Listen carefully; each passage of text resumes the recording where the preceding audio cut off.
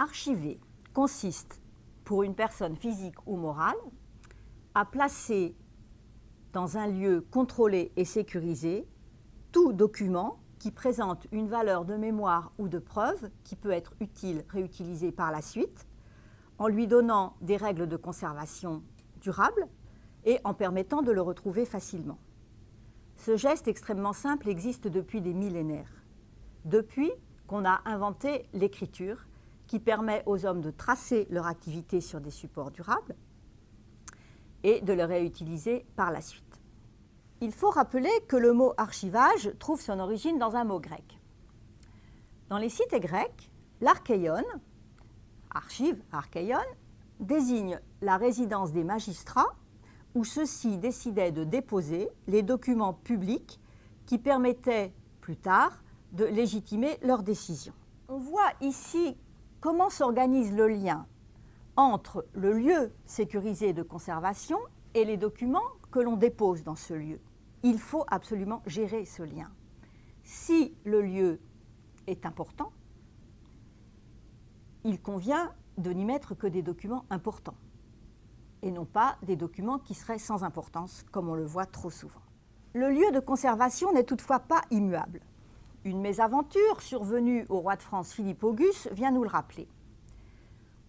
On cite souvent la bataille de Fredval en 1196 dans l'Eure comme la date, l'acte de naissance des archives nationales en France. Le roi Philippe Auguste combattait le roi d'Angleterre, Richard Cœur de Lion. À un moment donné, en passant la rivière Epte, le voilà qui est mis en déroute par son adversaire et il perd un de ses chariots. Il faut savoir qu'à l'époque, les rois de France se déplaçaient toujours avec l'ensemble de leurs biens, y compris les titres du royaume et les documents essentiels à l'administration du pays. Analysant ce risque, le roi Philippe Auguste prit la décision qui s'imposait, une décision de responsabilité pour ne pas prendre un nouveau risque du même genre, en créant à Paris le Trésor des Chartes, installé d'abord dans un de ses palais, puis à la Sainte-Chapelle, où il est resté jusqu'à la Révolution française.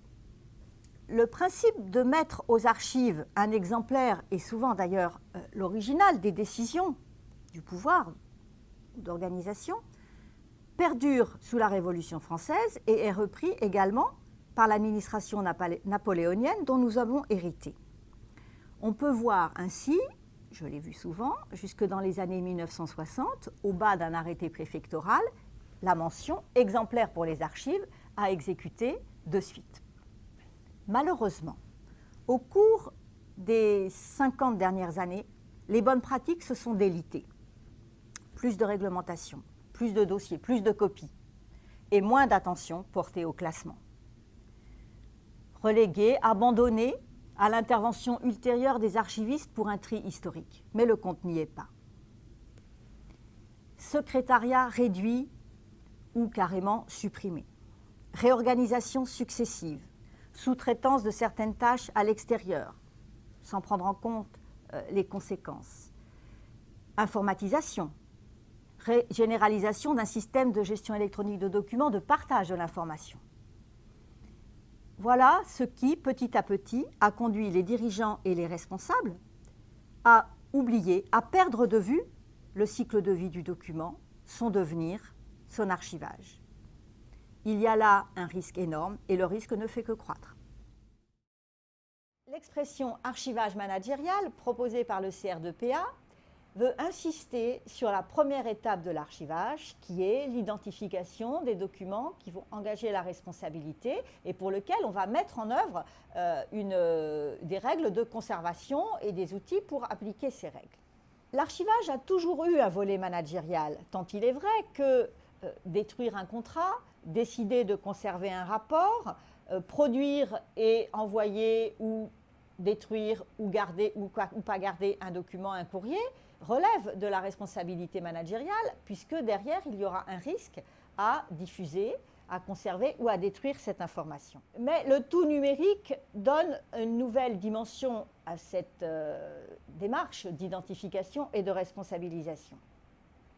Tout collaborateur est amené à manipuler, produire, détruire et il faut bien aujourd'hui coordonner ces règles, et c'est bien le rôle du management de le faire. En effet, les réponses techniques à la conservation des données ne sont pas suffisantes si on n'assortit pas ces pratiques de conservation de règles qui concernent la valeur des documents. L'archivage managérial, en résumé, c'est traduire au quotidien dans l'entreprise les 5 points suivants. 1. Le fait que les dirigeants sont responsables, tous les décideurs et les managers de l'entreprise sont responsables des documents qui sont émis ou reçus au nom de l'entreprise et qui peuvent impacter la vie de l'entreprise dans la durée. Deuxièmement, que tout acte, toute action contractuelle ou tout geste technique qui peut avoir un impact dans l'avenir doit être tracé dans des documents qui sont datés et que l'on peut conserver de manière fiable. Troisièmement, que toute information qui est inutile ou périmée doit être détruite. Quatrièmement, que tous ces objets qui ont été produits et reçus et utilisés dans le cadre des activités de l'entreprise doivent être sous contrôle pendant toute leur durée d'utilité, leur durée de vie, leur durée de conservation.